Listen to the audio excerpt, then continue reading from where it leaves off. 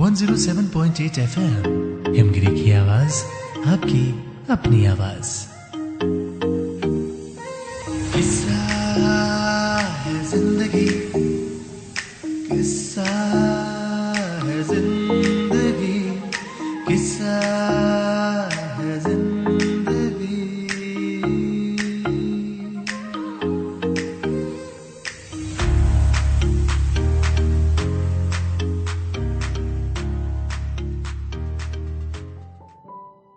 Rail सफर में भीख मांगने के दौरान एक भिखारी को एक सूट बूट पहने सेठ जी दिखे। उसने सोचा कि ये व्यक्ति तो बहुत अमीर लगता है, इसे भीख मांगने पर मुझे जरूर कुछ अच्छे पैसे देगा। वो उस सेठ से भीख मांगने लगा। भिखारी को देखकर उस सेठ ने कहा, तुम हमेशा मांगते ही हो क्या? कभी किसी को कुछ देते भी हो? भिखारी बोला, साहब मैं तो भिखारी हूँ, हमेशा लोगों से मांगता ही रहता हूँ। मेरी इतनी औकात कहाँ कि मैं किसी को कुछ दे सकूं। तो वो सेठ बोला, जब किसी को कुछ दे नहीं सकते तो तुम्हें मांगने का भी कोई हक नहीं है। मैं एक व्यापारी हूँ और लेन देन में ही विश्वास करता हूँ। अगर तुम्हारे पास मुझे कुछ देने को है तो मैं बदले में तुम्हें कुछ दे सकता हूँ। तभी वो स्टेशन आ गया जहां पर उस सेठ को उतरना था। वो ट्रेन से उतर गया और चला गया। इधर भिखारी सेठ की कही बात के बारे में सोचने लगा। सेठ की कही बात उस भिखारी के दिल में उतर गई। वो सोचने लगा कि शायद मुझे भीख में ज्यादा पैसा इसलिए नहीं मिलता क्योंकि मैं उसके बदले किसी को कुछ नहीं दे पाता हूँ। लेकिन मैं तो भिखारी हूँ, किसी को कुछ देने लायक भी तो नहीं हूँ। लेकिन कब तक मैं लोगों को बिना कुछ दिए सिर्फ मांगता रहूंगा। बहुत सोचने के बाद भिखारी ने फैसला लिया कि जो भी इंसान उसे भीख देगा उसके बदले वो उसे जरूर कुछ देगा। लेकिन अब उसके दिमाग में ये सवाल था कि वो खुद भिखारी है तो भीख के बदले वो दूसरों को क्या दे सकता है। इस बात को सोचते हुए पूरा दिन गुजर गया, लेकिन उसे अपने सवालों का जवाब नहीं मिला। दूसरे दिन जब वो स्टेशन के पास पहुंचा हुआ था तभी उसकी नज़र कुछ फूलों पर पड़ी जो स्टेशन के आसपास के पौधे पर खिल रहे थे। उसने सोचा कि क्यों ना मैं लोगों को भीख के बदले कुछ फूल दे दिया करूं। उसको अपना ये विचार बहुत अच्छा लगा और उसने वहां से कुछ फूल तोड़ लिए। वो ट्रेन में भीख मांगने पहुंचा। जब भी कोई उसे भीख देता तो उसके बदले में वो भीख देने वाले को कुछ फूल दे देता। उन फूलों को लोग खुश होकर अपने पास रख लेते। अब भिखारी रोज फूल तोड़ता और भीख के बदले में उन फूलों को लोगों को बांट देता था। कुछ ही दिनों में उसने महसूस किया कि अब उसे बहुत ज्यादा लोग भीख देने लगे हैं। वो स्टेशन के पास के सभी फूलों को तोड़ लाता था। जब तक उसके पास फूल रहते तब तक उसे बहुत से लोग भीख देते, लेकिन जब फूल बांटते बांटते खत्म हो जाते तो उसे भीख भी नहीं मिलती थी। अब रोज ऐसा ही चल रहा था। एक दिन वो भीख मांग रहा था तो उसने देखा कि वही सेठ ट्रेन में बैठे हैं, जिसकी वजह से उसे भीख के बदले फूल देने की प्रेरणा मिली थी।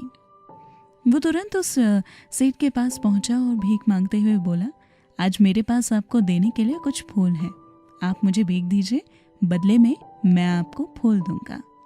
सेठ ने उसे भीख के रूप में कुछ पैसे दे दिए और भिखारी ने कुछ फूल उन्हें दे दिए। और सेठ को ये बात बहुत पसंद आई। सेठ ने कहा, वाह क्या बात है, आज तुम भी मेरी तरह एक व्यापारी बन गए हो।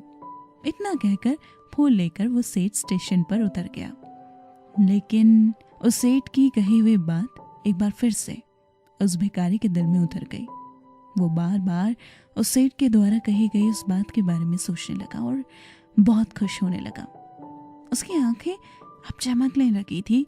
उसे लगने लगा कि अब उसके हालात शायद सुधर सकते हैं क्योंकि उसके पास सफलता की चाबी लग गई थी। अगले दिन से वो भिखारी उस स्टेशन पर फिर कभी नहीं दिखा। 1 साल बाद उसी स्टेशन पर 2 व्यक्ति सूट बूट पहने हुए यात्रा कर रहे थे। दोनों ने एक दूसरे को देखा तो उनमें से एक ने दूसरे से हाथ मिलाया और कहा, क्या आपने मुझे पहचाना? तो दूसरे ने कहा, नहीं, शायद हम लोग पहली बार मिल रहे हैं।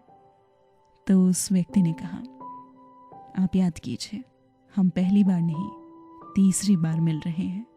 मुझे याद नहीं आ रहा, वैसे हम पहले 2 बार कब मिले थे? अब पहला व्यक्ति मुस्कुराया और बोला, हम पहले भी 2 बार इसी ट्रेन में मिले थे। मैं वही भिखारी हूँ जिसको आपने पहली मुलाकात में बताया था कि मुझे जिंदगी में क्या करना चाहिए, और दूसरी मुलाकात में कि मैं वास्तव में कौन हूँ। उन्हें याद आ गया। ओह, याद आया, तुम वही भिखारी हो ना जिसे मैंने पहली बार भीख देने से मना कर दिया था, और दूसरी बार मैंने तुमसे कुछ फूल खरीदे थे, लेकिन आज तो तुम सूट बूट पहने कहाँ जा रहे हो और आजकल क्या कर रहे हो?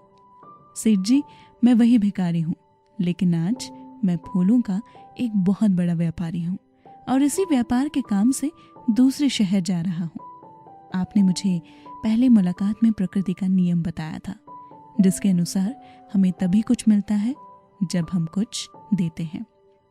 मैंने बहुत अच्छी तरह से महसूस किया है, लेकिन मैं खुद को हमेशा भिखारी ही समझता रहा। इससे ऊपर उठकर मैंने कभी कुछ सोचा ही नहीं था, और जब आपसे मेरी मुलाकात हुई तब आपने मुझे बताया कि मैं एक व्यापारी बन चुका हूँ। अब मैं समझ चुका था कि मैं वास्तव में एक भिखारी नहीं बल्कि व्यापारी हूँ।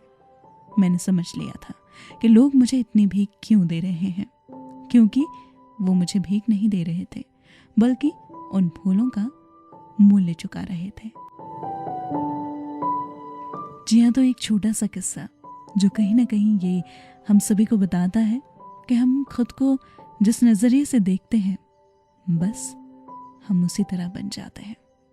नजरिया बदलिए और खुद की जिंदगी भी बदल जाएगी। अगली बार फिर मुलाकात होगी किस्सा है जिंदगी में जिंदगानी के एक नए किस्से के साथ।